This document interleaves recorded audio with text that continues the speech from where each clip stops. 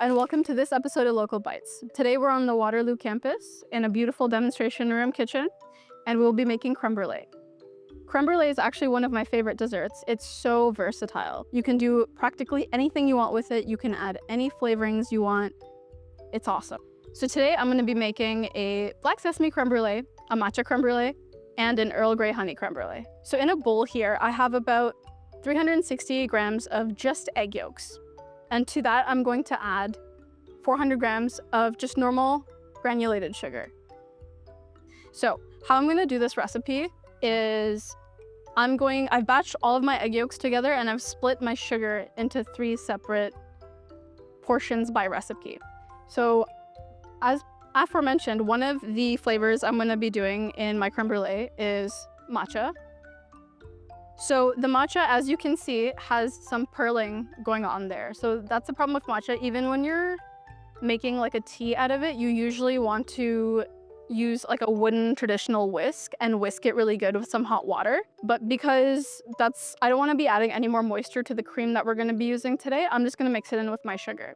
So what that'll do is the abrasiveness of the sugar will break these matcha pearls down a little bit, which will help it combine into the cream a lot better. Another flavor we're doing today is black sesame. This is just what's been provided to me by the school. You can get black sesame virtually anywhere. You can get it from No Frills. I got mine from Vincenzo's. I got my matcha from Vincenzo's as well. This is the matcha that I got. But all of these ingredients are really accessible.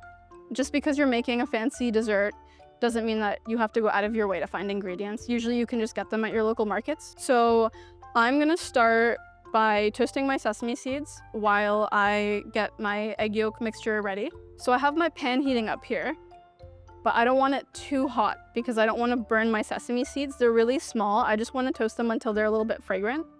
And the thing about me, which you will realize, is that I measure things with the heart. So if you're asking me for measurements, I was gonna say maybe about 1.5 tablespoons for the portion of cream that I'm gonna be using. I have about 666 grams of cream that I'm going to be using for each flavor.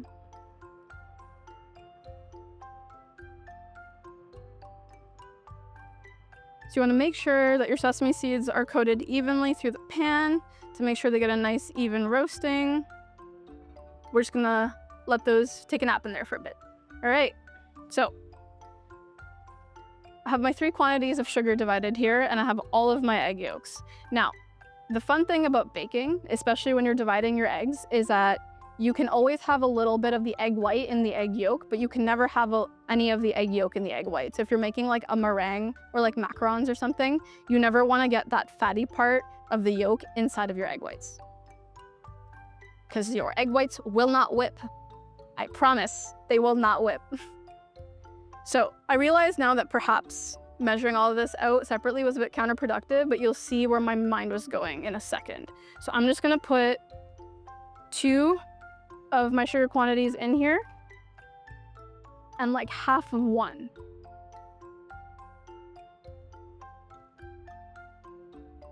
And to this, I'm gonna add our matcha powder.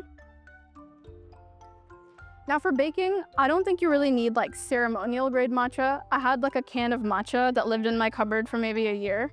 Probably not something I should be admitting to, but if it works, it works. It was like 20 bucks. I put it in my matcha lattes when that was a craze for me at a point in time. That's too much.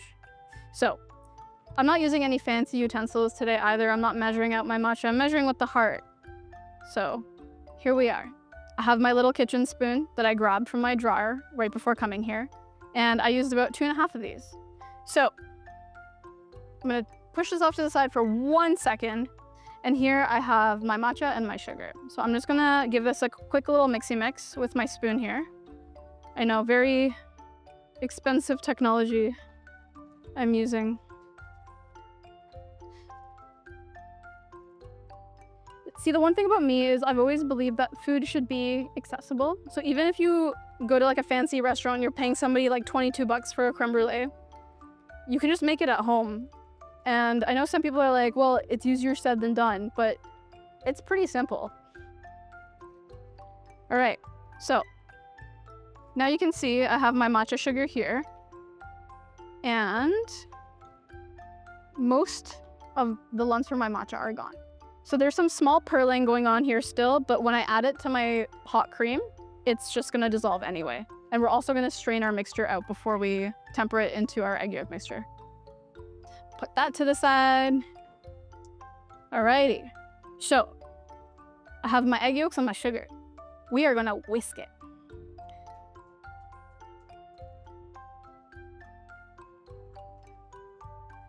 I like to beat on it just a little bit to make sure all of my egg yolks are broken. And also to make sure that we're combining those two layers a little bit beforehand. There's nothing worse than getting sugar all over you.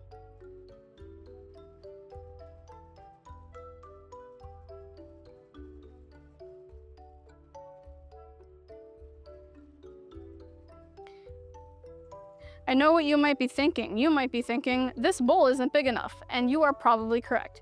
However, I'm just making sure the sugar and the egg yolks are combined.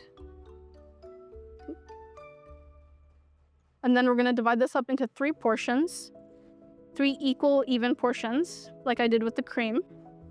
Or we're gonna use our warm cream to temper our eggs. That's probably the hardest part about making crème brûlée, is tempering the eggs and making sure that you're not scrambling them. So we're at the stove right now, and I have my heated pan and my black sesame seeds in here. So what I like to do is I just like to give them a little toss. They're pretty easy to toss, but if you're unsure of your abilities, you can just shake the pan. That usually does it as well. I usually toast these until they're fragrant. Another way you can check is just to pick one up and kind of crush it between your fingers. And if you can feel like it's resisting, it's usually not toasted enough. It should kind of like crumble between your fingers pretty easily.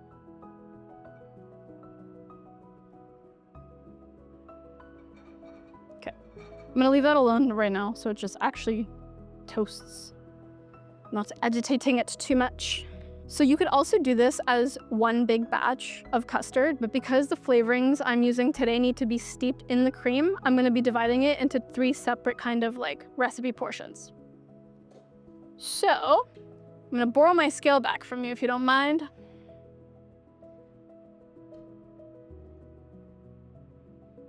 I'm gonna measure out my 220.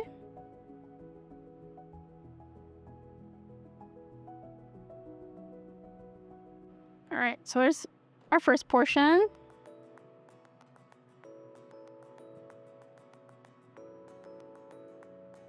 Okie dokie, so I have a pot and my cream. So I'm gonna add my cream in here. This is 1/3 of my total amount of cream. So in total, I had 2,000 grams of cream. I knew that, but I doubted myself. So in this pot, I have 1 portion of cream, which is about 666 grams. The total of the recipe I used called for 2,000. So remember, I split that into 3 equal amounts. So I'm gonna add my matcha sugar mixture to my cream.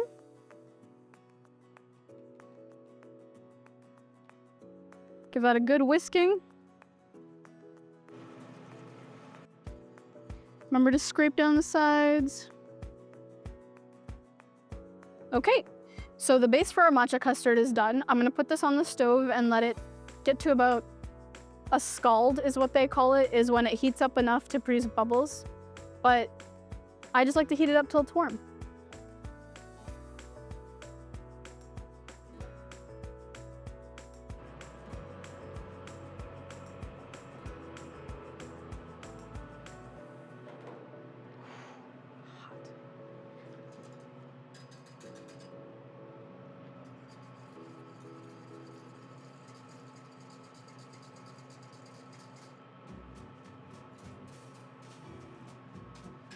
Alrighty, so now I'm gonna be preparing the custard base for the Earl Grey honey. The school has graciously provided me with some really, really bougie tea, which I'm really grateful for. It smells really good. I wish you could smell it, but again, I just went to the grocery store yesterday, no frills to be specific, and I just got some of this Tetley Earl Grey black tea. And I just steeped 4 tea bags in my hot cream. So unlike the matcha, I actually heated this up a little bit beforehand to kind of get that steeping process a little kickstart. So I'm just gonna add this in.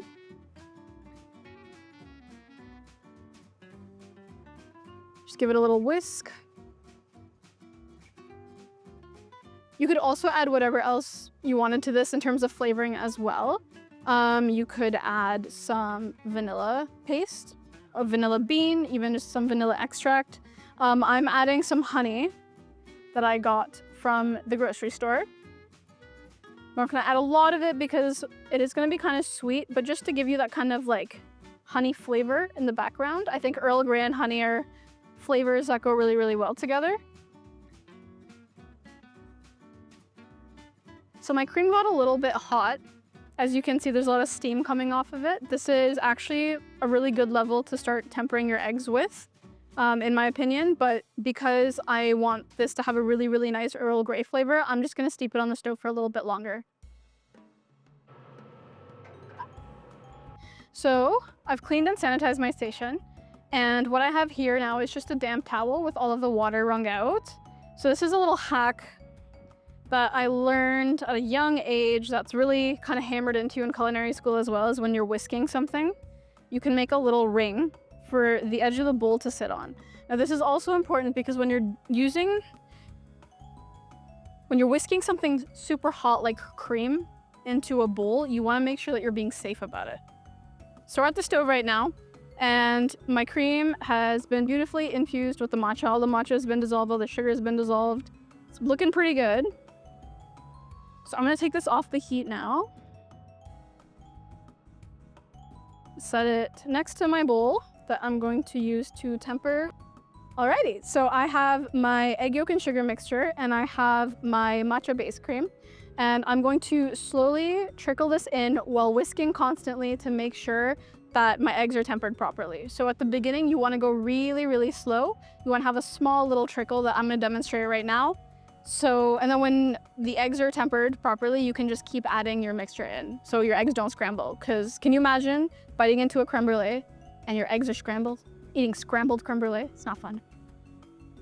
All right, so I've started to whisk and I'm slowly gonna start adding in my cream. Oh, it doesn't want to cooperate, but things don't sometimes. You just gotta keep going with it, keep rolling with it. Just this pot is not very good. Poor choices all around today. Just whisking and whisking and whisking and slowly adding. And I've added about half of my quantity of my base cream. I can stop and show you. It's about half of it is gone. So now at this point, I could probably just add it in larger batches and keep whisking and it would be okay. Alrighty, so here I have my Earl Grey base cream. And as you can see, because we use loose leaf tea, we're gonna have to strain this. Now I would have strained it anyway, but just to be safe, we're gonna do a quick little strain. It also, the milk, or the cream rather, will actually form something called a lactoderm. So if you've ever made like a tea in a pot or heated up milk in a pot, you're gonna notice that there's like a skin on the milk. It's called a lactoderm.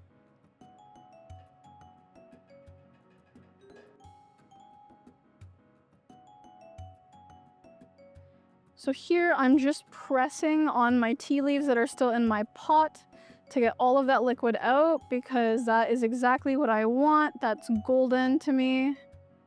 I did the same thing with my tea bags as well. And the richest flavors and colors come out of the little bit of liquid stuck in the tea. When you wring it out like that, you're promoting more flavor. And that's what we want, to go to Flavor Town. Doing the same thing with the tea that ended up in my strainer. Just gonna take it all away. So it's sitting for about 5 minutes. I'm just gonna give it a nice little whisk to make it homogeneous again, because sometimes you have this foam that settles on top which is just all the air that you've been pumping into it. All right, so I'm gonna do the same thing I did with my matcha cream. I'm just gonna grab a firm hold onto my pot with my new strained cream in it, and I'm just gonna slowly stream it in while I whisk consistently at a good pace. Gonna add a little bits in at a time until your egg yolks come up to a temperature where if you add the rest of your cream, your eggs will not scramble. Usually for me, I'm most confident when I've added in half my quantity of cream, but everyone has their own methods. I just like to play it extra safe. This one I've really grown to love, the Earl Grey honey one, because it reminds me of like bubble tea. Because you essentially are just making a milk tea pudding and then bruleeing it. All right. Give that like a nice final mix. Okay, so we are at the stove, checking in on our last base. This is the black sesame base. When I prepped last night, I had actually toasted and ground my sesame seeds, but this time I just put them in whole because who doesn't like a good science experiment? I still think that there's beautiful smells emanating off of this. I wish you could be here with me and smell how good this smells. I love black sesame. It's a really earthy flavor. And a really big inspiration for this particular flavor of creme brulee for me was Kinkaku Izakaya's black sesame pudding. Actually, the whole creme brulee episode was because of a sushi restaurant. I'm not gonna lie, there, I said it. I love Kinkaku Izakaya. I love their sashimi is so good. And their desserts are even better. They have mystery pudding every weekend. And yes, not sponsored, I promise, but that's where I was going with this. So we're gonna come on over here where I have my strainer set up, and I'm going to strain this into a ridiculously large pot for no good reason. The longer you leave your flavorings in the pot, the more prominent the flavors will be. I actually didn't even strain the sesame seeds out of my last batch because I like there to be a little bit of texture in my creme brulee. I know the whole point is to have like a silky smooth custard, but if you're making it for yourself, then you are the master of your own creme brulee and no one can tell you otherwise.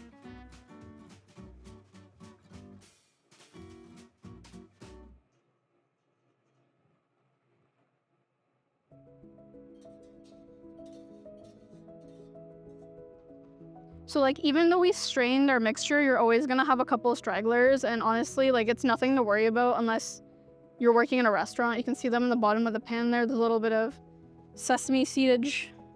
So I have my ramekins lined up in a hotel pan. If you don't have a hotel pan, just a lasagna dish will work. Anything that's a little bit deep where you won't hurt yourself while taking them out of the oven is fine. Usually I will put my water in my pan after the pan is already in the oven, so you can pull the oven rack out and then slowly take your kettle or your pot with hot water or like a mug even and slowly just put it in the bottom. You need that moisture to help cook your custards. All right, so I'm gonna start with my matcha. Let's move these out of the way.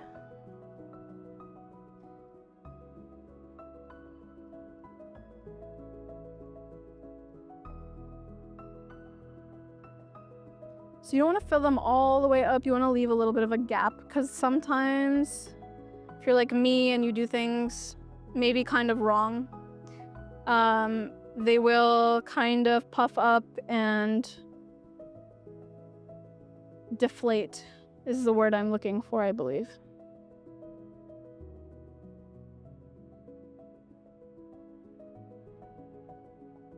So these bubbles are not a great thing, which is what I'm realizing slowly. Is because when you put them in the oven, they form like little holes in your custard. And like personally, again, not opposed to it because when you put your sugar on there to brulee it, it actually gives it more depth, like that crust, because the sugar will go in these holes. And I like the sugar topping, so I'm not complaining. But there's definitely ways to like deflate all this air in your creme brulee as well. You can tap the bowl on the counter. You can tap each individual ramekin on the counter to get all that air out.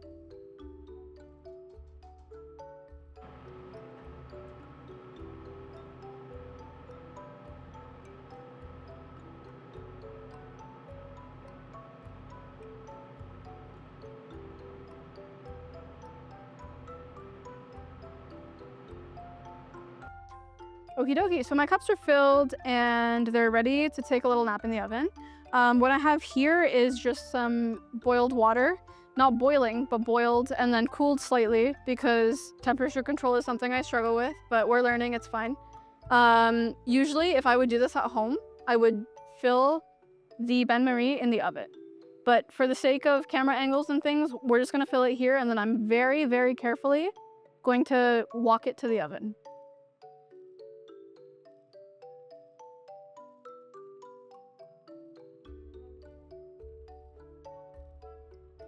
So you want to make sure, especially if you're using these foil ramekins like I am, that will magically Cinderella themselves into nicer ramekins through the TV magic. You want to make sure that you're not filling them so much that they start floating, because that will create problems in the oven, especially if you're carrying them there like I am.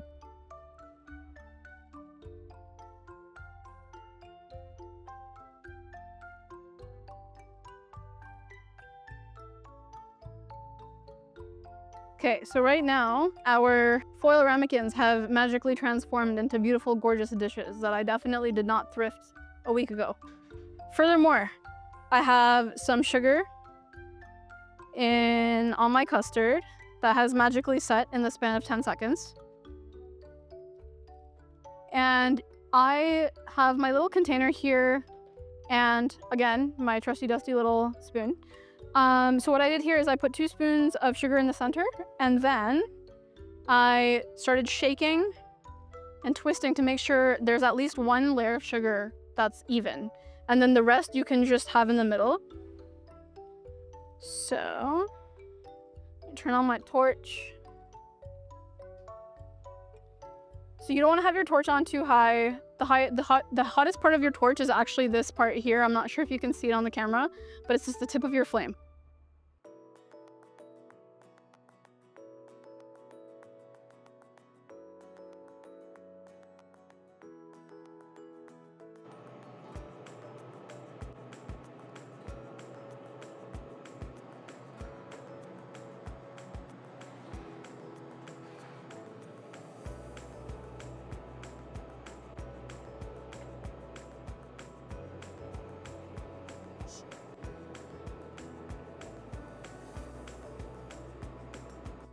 Can you tell this is my favorite part?